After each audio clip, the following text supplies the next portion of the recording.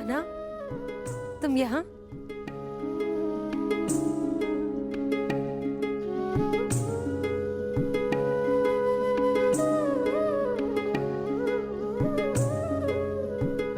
सोचा कि अपनी बुआ को बता दूं कि भूखे पेट शयन करने से बुरे स्वप्न आते हैं। मेरी निद्रा और भूख तो तभी उड़ गई थी जब युद्ध की घोषणा हुई थी। कृष्ण,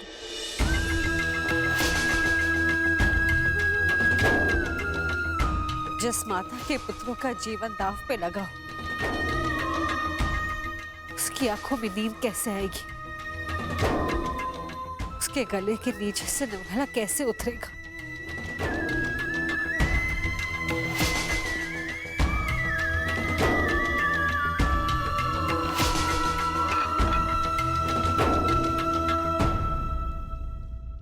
बुआ, बैठो।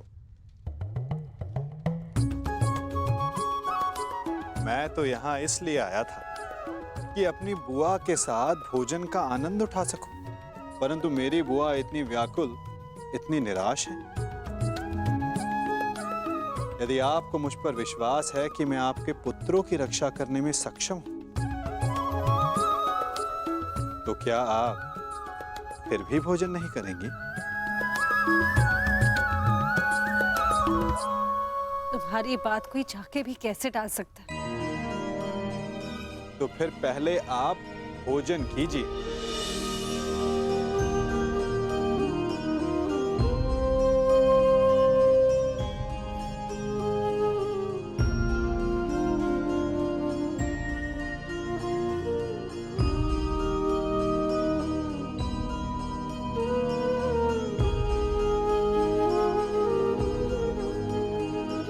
यदि मेरे पुत्र यहाँ होते तो वो भी मुझे ऐसे ही भोजन करवाते।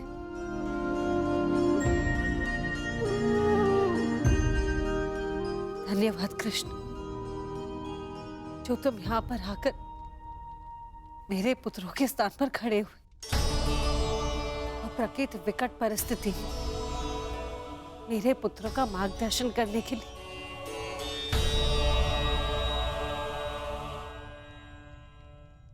इसमें कोई संदेह नहीं बुआ कि परिस्थिति बहुत विकट है, परंतु जो इस बात को समझ सकता है उसे इस परिस्थिति को टालने की, इस युद्ध को रोकने के लिए प्रयत्न करना चाहिए। मैं भी कर रहा हूं, आप भी कीजिए।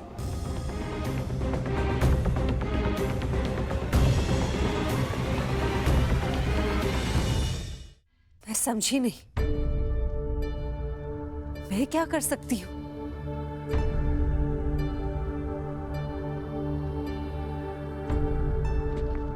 आपको स्मरण है बुआ,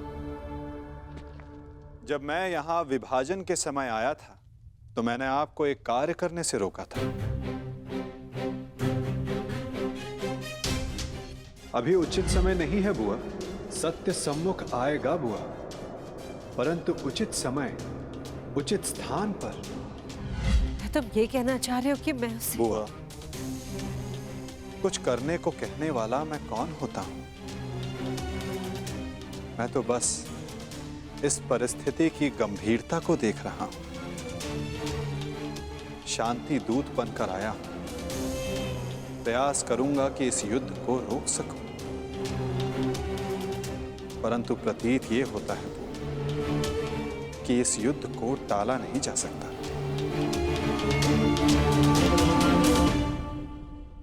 मुझे भी उसी दिन का भय है कृष्ण,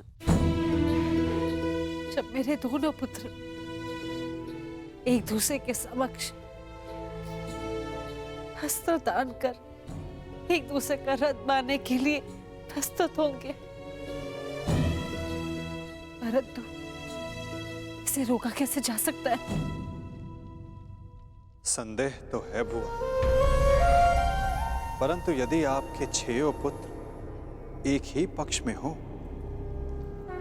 तो कदाचित युद्ध का प्रश्न ही ना उठे।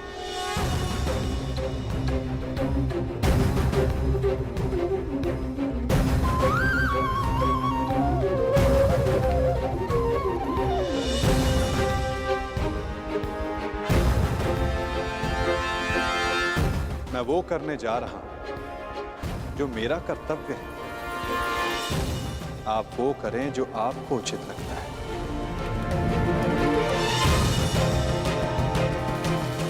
आज्ञा दें। प्रणिपात।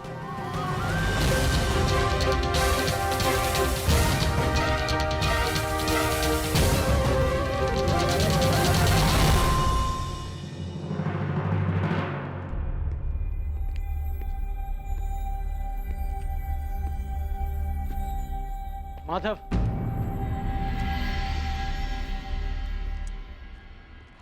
मित्र,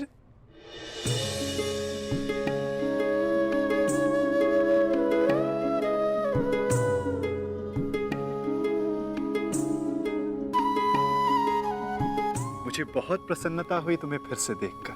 कहाँ थे तुम? मेरे स्वागत के लिए नहीं आए? क्योंकि मुझे नहीं लगता कि यहाँ आपको स्वागत देने के लिए बुलाया गया है।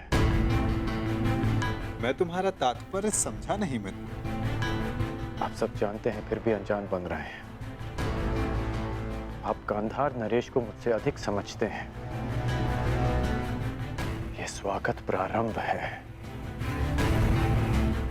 इसके बाद अपमान होगा और हो सकता है कि कोई जाल भी रचा हो। यदि जाल होगा तो मुझे पूर्ण विश्वास है कि मेरा धनुर्धारी मित्र उस जाल को अपने बाणों से काट देगा।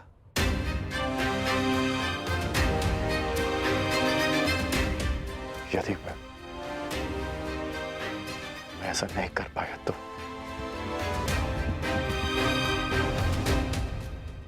तो मैं स्वयं उसका त्राण करूंगा मित्र। हाँ, आप हम सबसे भिन्न हैं, अधिक सक्षम हैं, अधिक शक्तिशाली हैं, किंतु आप भी तो मानव का ही रूप है ना, और मानव सब कुछ नहीं जानता। अन्यथा आज आप दुर्योधन की सभा में नहीं आते।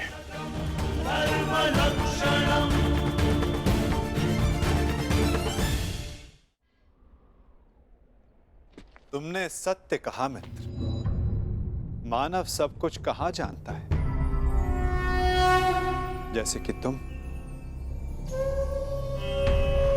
यदि तुम भी सब कुछ जानते होते तो दुर्योधन की ओर नहीं होते मित्र।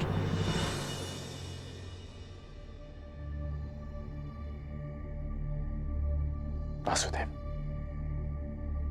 बात को समझने का प्रयास कीजिए। मैं भावी संकट की बात कर रहा हूं।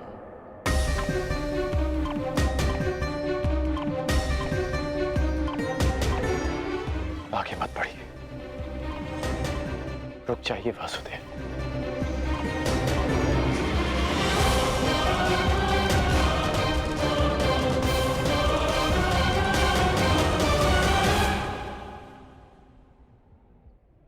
मित्र, तुम चिंता ना करो। यदि मैं हर उस स्थान पर रुक जाता जहां संकट संभव था तो मेरे जन्म लेने के पश्चात मैं बंदी गृह में नहीं रुक जाता मित्र। मामा कंस के बुलाने पर मथुरा नहीं जाता। मामाओं से निपटने का मेरा बड़ा अनुभव रहा है मित्र। मैं जानता हूं कि भीतर क्या होने वाला है।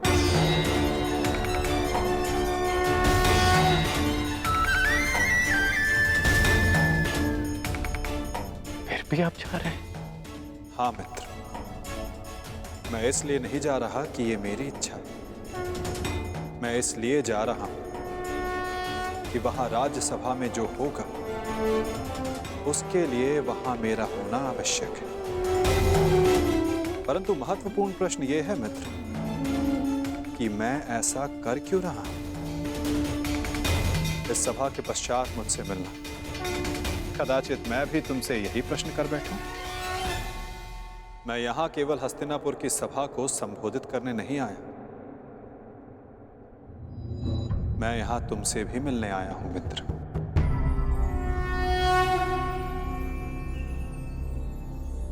तुम सदा मुझसे यही प्रश्न करते आए हो कि मैं इस पक्ष में क्यों, मेरा मत क्या है?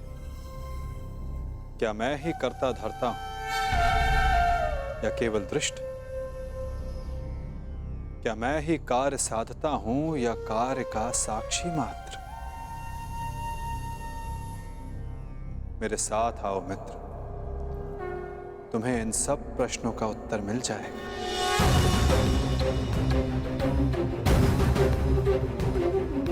मैं इस सृष्टि का साक्षी, आज तुम मेरे साक्षी बनो मित्र।